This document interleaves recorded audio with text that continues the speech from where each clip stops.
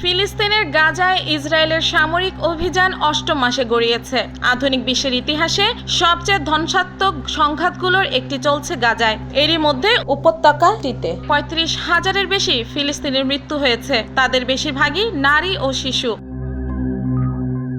ফিলিস্তিনের গাজা উপত্যকার রাফা শহর ও সুজাইয়া এলাকাসহ বিভিন্ন অংশে হামলা চালিয়ে যাচ্ছে ইসরায়েলি বাহিনী। এই পরিস্থিতিতে হামাসের অস্তিত্ব মুছে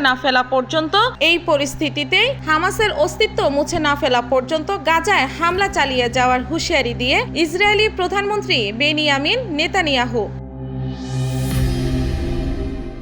অন্যদিকে ইসরায়েলের সঙ্গে যুদ্ধবিরতি আলোচনা নিয়ে কোনো অগ্রগতি না থাকার খবর স্বীকার করেছে হামাস। তারা বলেছে, স্থায়ী যুদ্ধবিরতি নিশ্চিত করে এমন যে কোনো প্রস্তাব নিয়ে তারা আলোচনায় রাজি। নেতানিয়াহু তার সাপ্তাহিক সরকারি বৈঠকে গাজায় হামাসকে পরাজিত করা, জিম্মিদের ফেরত আনা, উত্তর ও দক্ষিণ ইসরায়েলে স্থিতিশীলতা ফিরিয়ে আনার লক্ষ্য পূরণের প্রতিশ্রুতি পুনর্ব্যক্ত করেছেন। মার্কিন প্রেসিডেন্ট জো বাইডেনের যুদ্ধবিরতির প্রস্তাবের বিষয়ে নেতানিয়াহু দাবি করেন, হামাস চুক্তিতে বাধা সৃষ্টি করেছে। জাতিসংঘে ফিলিস্তিনি শরণার্থী বিষয়ক সংস্থা UNRWA এর হিসাবে ৬৫,০০০ মানুষ এলাকাটি ছেড়ে পালিয়েছে, তবে এখনও বহু মানুষ আটকা পড়ে রয়েছে। ইসরায়েলি বোমাবর্ষণের মুখে আটকা পড়া লোকজন খাবার পানি কিছুই জোগাড় করতে পারছে না। ইসরায়েলকে বৃহৎ শক্তিগুলোর একচ্ছত্র সমর্থন ও পৃষ্ঠপোষকতার কারণে জাতিসংঘ কিংবা কোনো আন্তর্জাতিক সংস্থার কেউই এই দ্বন্দ্ব মীমাংসা করতে পারছে না। সমস্যা সমাধানের পরিবর্তে নতুন নতুন সংকট তৈরি হচ্ছে। অনেক বিশ্লেষক মনে করেন, মূলত পরাশক্তি দেশগুলোর একচ্ছত্র ইসরায়েল সমর্থন অনেকাংশেই এই সংকটকে টিকিয়ে রেখেছে এবং পরাশক্তিগুলোর বিরোধিতার কারণেই আজও স্বাধীন ও সার্বভৌম ফিলিস্তিন রাষ্ট্র প্রতিষ্ঠা করা সম্ভব হয়নি। জাতিসংঘের মূল ব্যর্থতাও এখানেই নিহিত। প্রাণহানির পাশাপাশি গাজার মানবিক সংকটও চরম পর্যায়ে পৌঁছেছে। এমন পরিস্থিতিতে চলমান সংঘাতে যুক্তরাষ্ট্রের ভূমিকা নিয়ে সমালোচনার মুখর হয়েছেন দেশটির প্রগতিশীল ও ফিলিস্তিনিপন্থী অনেক অধিকার কর্মী। দীর্ঘদিন ধরে ইসরায়েল সবচেয়ে ঘনিষ্ঠ মিত্র ওয়াশিংটন। প্রতি বছর প্রায় $৩৮০ কোটি সামরিক সহায়তা দেয় ওয়াশিংটন। এছাড়া সংঘাত শুরুর পর থেকে ইসরায়েলকে অতিরিক্ত শত শত কোটি ডলারের সহায়তা দিয়েছে দেশটি। ইসরায়েলকে অস্ত্রদাতাদের তালিকায় রয়েছে ইউরোপের জার্মানি, ইতালি ও যুক্তরাজ্য। তবে কানাডা ও নেদারল্যান্ডস চলতি বছর ইসরায়েলে অস্ত্রের চালান পাঠানো বন্ধ করে দিয়েছে। ইসরায়েলে স্থগিত করা অস্ত্রের চালানে ১,৮০,২০০০ পাউন্ড বোমা ও ১,৭০,৫০০,০০০ পাউন্ড বোমা ছিল। এসব বোমার মূল্য লাখ লাখ ডলার। যুক্তরাষ্ট্র থেকে কোটি কোটি ডলারের অস্ত্রসহ ইসরায়েলের সরবরাহের অপেক্ষায় রয়েছে। এর মধ্যে ট্যাঙ্কের গোলাসহ অন্যান্য গোলা বারুদ রয়েছে।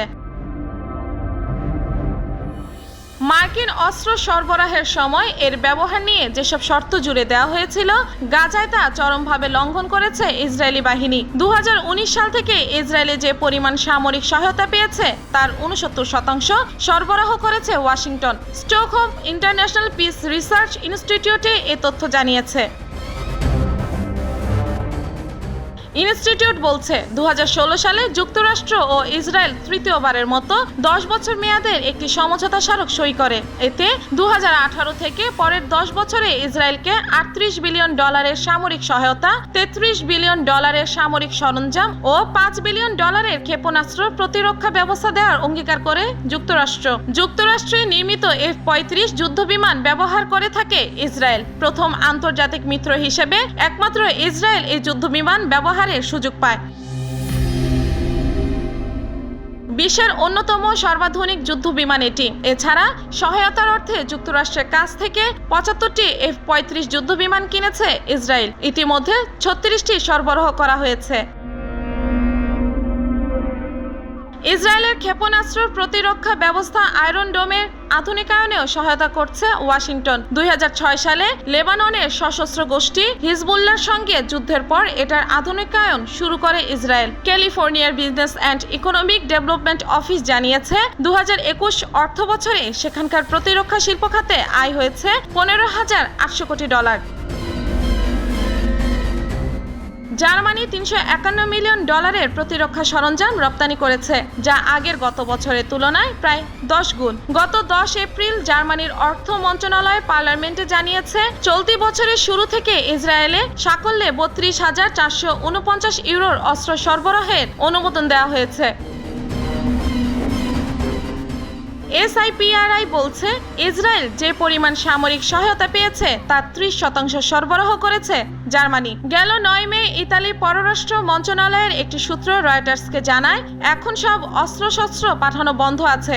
গত ডিসেম্বরেও 13 লাখ ইউরো অস্ত্র ইসরায়েলে রপ্তানি করেছে ইতালি। যুক্তরাজ্য সরকার ইসরায়েলকে সরাসরি অস্ত্র দেয় না, কিন্তু সংশ্লিষ্ট কোম্পানিগুলোকে অস্ত্র বিক্রি লাইসেন্স দেয়। যুক্তরাজ্য গত বছর কোম্পানিগুলোকে অন্তত $52.5 মিলিয়ন প্রতিরক্ষা সরঞ্জাম ইসরায়েলে রপ্তানি করার অনুমোদন দেয়। এর মধ্যে গোলা বারুদ, অজ্ঞাত আকাশযান, ছোট আকারের ও বহনযোগ্য গোলা এবং যুদ্ধবিমান, হেলিকপ্টার ও রাইফেলের সরঞ্জাম রয়েছে।